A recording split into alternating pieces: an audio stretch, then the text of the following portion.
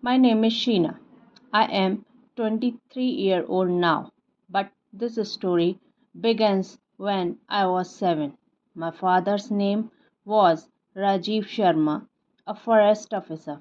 My mother name Maya Sharma was a school teacher who believed in magic, poetry and secrets. We lived in peaceful town near the hills of Himachal Pradesh, surrounded by deep green forest. I was a happy child until one rainy night changed everything. That night my father went deep into the forest. He never came back. They searched for days. Only his broken compass was found. Everyone said a leopard or landslide took him. But I saw something no one believed, a straight light in the forest and whispering sound like someone calling my name. 16 years later, I was now 23, a history student, curious and sunburned like my dad. One day I found a hidden drawer in my father's old study table. Inside was a leather notebook and a half-burned map. The last page said, "Not lost, just hidden. The whispering woods hold the truth. Don't fear the light, follow the star." Dad. I could not believe it. Was my father still alive? Or did he find something that others were not meant to see?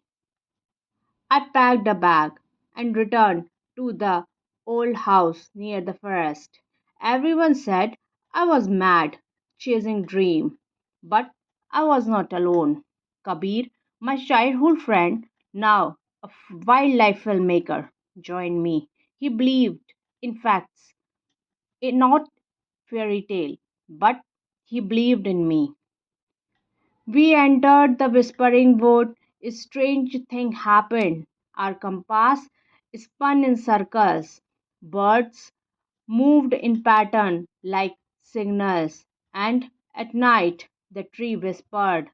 We followed the map, solved puzzle, found symbols carved on the rock, and a cave behind a waterfall. Inside the cave, we found a journal in my father's handwriting. I discovered an ancient tribe. They protect something powerful, a light that shone your true soul. They believe it may stay hidden from the greedy world. But the final page was missing. Then we were caught by the tribe. The tribe leader came forward. He looked at me and whispered, "You are the first child." Then, from the shadow, my father walked out alive. I ran to him, crying. He held me and said, "I could not return. They saved me when I was lost. I choose to protect secret, but I never stopped thinking of you." The light they protected was not gold or treasure. It was a crystal that reflects truth. It shows your fears, your memories, your heart. My father had passed the test. Now it was my turn. The crystal showed me my younger self, cried, brave, lost, but never give up. It also showed me Kabir's heart, which is full of silent love. I realized I loved him too.